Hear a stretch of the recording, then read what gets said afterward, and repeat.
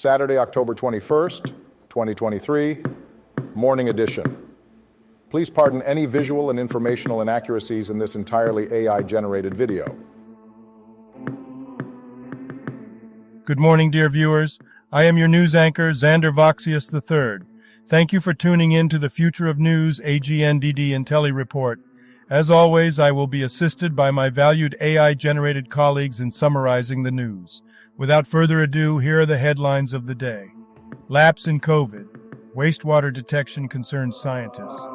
Fran Drescher questions legality of SAG-AFTRA dues proposal. Houston scores 10 runs to even the series. Driver's licenses can be added to Google Wallet. New smartphone app aids physical rehabilitation with motion analysis. CVS removes popular cold medicines from shelves, and more. But first, this day in history. October 21st in history. October 21st, 1096. A Seljuk Turkish army successfully fights off the People's Crusade. October 21st, 1392. Japanese Emperor Go-Kamiyama abdicates in favor of rival claimant Go-Komatsu. Today's obituaries. Bill Hayden was a notable Australian politician who held several significant positions throughout his career. He served as the Governor-General, Minister for Foreign Affairs, and Leader of the Opposition. Sadly, Hayden passed away at the age of 90. He was highly regarded for his leadership within the Australian Labor Party. Lalith Kotelawala. Brief Wikipedia summary. Lalith Kotelawala, an 84-year-old Sri Lankan banker, founder of Ceylan Bank and former chairman of Celinco Consolidated, has passed away. Shahjahan Mia was an 83-year-old Bangladeshi politician who passed away on October 21st, 2023. He served as the State Minister of Religious Affairs from 2009 to 2014 and was a Member of Parliament. AFM Fakhrul Islam Munshi. Brief Wikipedia summary. AFM Fakhrul Islam. Munshi was a Bangladeshi politician who served as a Member of Parliament from 1986 to 1990. He was a member of the Jatiya Party and later joined the Awami League. Munshi also held positions in the government, including Minister of Shipping and Finance. Zulkifli. Muhammad Omar was a Malaysian politician and the former Speaker of the Negeri Sembilan State Legislative Assembly. He passed away at the age of 59. Zulkifli served as the Speaker from 2018 to 2023. Sergio Steno was an Italian cartoonist, satirist and writer. He was born on December 28, 1940 in Rome, Italy. Steno was best known for his work as a cartoonist for various Italian newspapers and magazines, including Il Manifesto and Cuore. He was also a co-founder of the satirical magazine Il Male in the 1970s. Steno's cartoons often tackled political and social issues with sharp wit and humour. He was highly regarded for his ability to use satire to critique the establishment and challenge societal norms. Steno's work earned him numerous awards and recognition throughout his career. He passed away on March 1st, 2021, leaving behind a legacy of thought-provoking and influential cartoons. Famous people born on this day. October 21st, 1937. Hank Nelson, Australian historian and academic, died 2012. October 21st, 1945. Michael White, English journalist. And now on to today's news. General news. Jacksonville Jaguars versus New Orleans Saints. 2023 Week 7 game highlights, NFL. I was booing myself. Diamondbacks win crucial NLCS game after controversial pitching change. USA Today.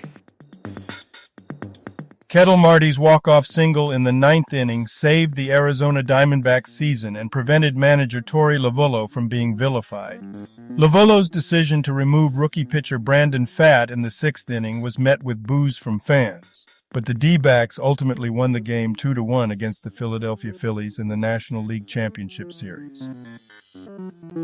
Justin Timberlake's response to Britney Spears' book abortion claim, Hindustan Times. The first article discusses Britney Spears' upcoming memoir in which she reveals details about her relationship with ex-boyfriend Justin Timberlake, including an abortion she had during their relationship. The article also reveals Justin's reaction to the book, stating that he is focused on his family and career and trying to distance himself from the book. British Prime Minister Rishi Sunak suffers historic by-election defeats. Reuters UK. The Labour Party in Britain has won 2 previously safe parliamentary seats in by-elections, dealing a blow to Prime Minister Rishi Sunak's Conservatives. The defeats suggest a decline in support for the Conservatives and indicate that Labour is on track to win power in the next national election. The results put pressure on Sunak, who has faced scandals and chaos under previous leaders. Labour leader Keir Starmer said the victories showed that voters wanted change. Fran Drescher says George Clooney, et al. Proposal to lift SAG-AFTRA dues cap wouldn't be legal. Deadline. SAG-AFTRA President Fran Drescher has responded to George Clooney's proposal to end the union strike by removing the cap on union dues. Drescher stated that the proposal is not legally compatible with the union's contract and does not address the issues they are striking over. She also explained that the proposal to prioritize lower-income members for residuals is not feasible. Drescher emphasized the need for the CEOs to return to the negotiation table. Who won LCS Game 4? Houston scores 10 runs from Jose Abreu. Chas McCormick home runs to even series with Texas Rangers. KTR-KTV. The Houston Astros defeated the Texas Rangers 10-3 in Game 4 of the American League Championship Series. The win tied the series at 2-2 and guaranteed that the series will return to Minute Maid Park for at least Game 6. Justin Verlander will start Game 5 on Friday. Business news. CVS pulls popular cold medicines from store shelves. Fox Business. CVS is voluntarily removing certain oral cough and cold products containing phenylephrine from its stores after an FDA advisory panel determined that the ingredient is ineffective. Other oral cough and cold products will still be available, and CVS will follow the FDA's direction to comply with regulations. The FDA clarified that there are no safety concerns with phenylephrine at the recommended dose. Walgreens is closely monitoring the situation, while Rite Aid has not yet commented. The FDA has not made a decision on the product's effectiveness. Convoy, a Bezos-backed trucking tech company valued at $3.8 billion last year, is shutting down. Today is your last day at the company. Fortune. Seattle-based trucking startup Convoy Inc. is closing down after failing to find an acquirer. The company, which was valued at $3.8 billion last year, had already reduced its staff to 500 people and was running out of money. The closure is a blow to investors including Jeff Bezos and Bill Gates. The freight industry has been hit hard by falling prices and demand for shipping, as well as a challenging market for venture capital fundraising. Technology news. You can add your driver's license to Google Wallet in 3 more states now. ZDNet. Google Wallet now supports official state identification cards in Arizona, Colorado, Georgia, and Maryland, allowing users in those states to add their ID cards to the mobile wallet app. The digital ID cards are stored locally on the device and can currently be used for passing through certain TSA checkpoints. Google also plans to expand the use of digital ID cards, such as for car rentals. Alex Earle thought she contracted an STD after riding a mechanical bull. Page 6. Alex Earle, a social media influencer, thought she had contracted an STD after riding a mechanical bull at a college party. She noticed bumps on her leg the following day and immediately assumed it was a bull riding STD. However, it turned out to be bull burn from the tailgate event. Sports news. Rangers test Peter Laviolette's resolve with beatdown loss to Predators. New York Post. The New York Rangers head coach, Peter Laviolette, has stated that he plans to be patient and give the team's lineup time to develop chemistry before making any drastic changes. However, after a 4-1 loss to the Nashville Predators, there may be a need for reevaluation. Laviolette acknowledges the importance of evaluating factors such as winning, losing, and opponents when considering lineup changes. The Rangers' performance in the game was subpar, with the Predators dominating play and capitalizing on their opportunities. The Rangers' top 9 forwards have remained the same, but the defensive pairs have been adjusted due to injuries. Laviolette may have to decide whether to stick with the current lineup or make changes to address the team's performance. As trade deadline approaches, Saquon Barkley wants to stay with Giants. NBC Sports. Saquon Barkley, running back for the New York Giants, has expressed his desire to remain with the team and not be traded. Despite his contract situation and the team's poor record, Barkley remains committed to the Giants and is focused on his performance on the field. Health news. New smartphone app quickly analyzes human motion to aid physical rehabilitation. National Institutes of Health.gov. Researchers funded by the National Institutes of Health have developed a smartphone app called OpenCap that can analyze a person's ability to move and track their movements. The app is 25 times faster and costs only 1% of conventional motion analysis techniques, making it a potential tool for physical rehabilitation and disease risk screening. The study was conducted by Stanford University and funded by the NIH. A lapse in COVID wastewater detection is worrying scientists about distorted data. Salon. The expiration of the public health emergency in May also ended national test sharing mandates that helped the Centers for Disease Control and Prevention, CDC, track the spread of SARS-CoV-2, the virus that causes COVID-19.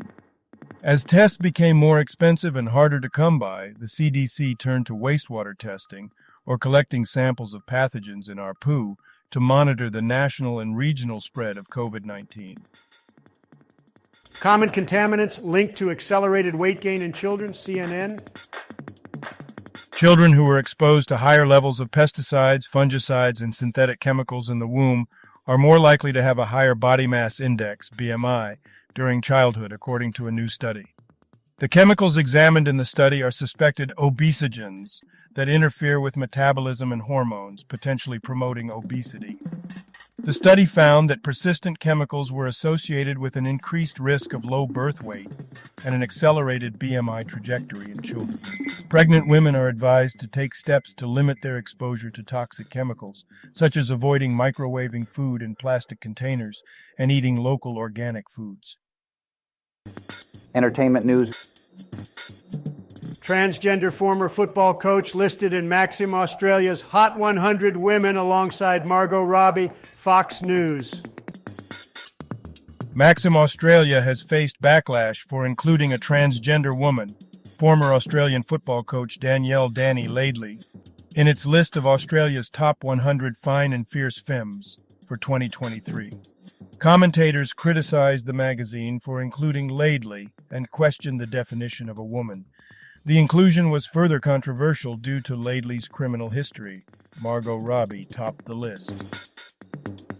Leonardo DiCaprio's improv annoyed Robert De Niro and Martin Scorsese in Killers of the Flower Moon. Entertainment Weekly News. The Wall Street Journal magazine published a profile on Martin Scorsese discussing his upcoming film, Killers of the Flower Moon, which stars Robert De Niro and Leonardo DiCaprio. Scorsese revealed that DiCaprio's improvisation occasionally irritated De Niro, with Scorsese describing DiCaprio's verbosity as endless, endless, endless. However, Scorsese praised the actors' performances and said they played off each other beautifully. The film marks Scorsese's 10th collaboration with De Niro and his 6th with DiCaprio.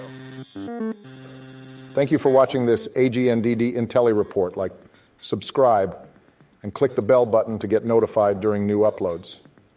And make sure to tune in next time. Stay safe and healthy. Cheers.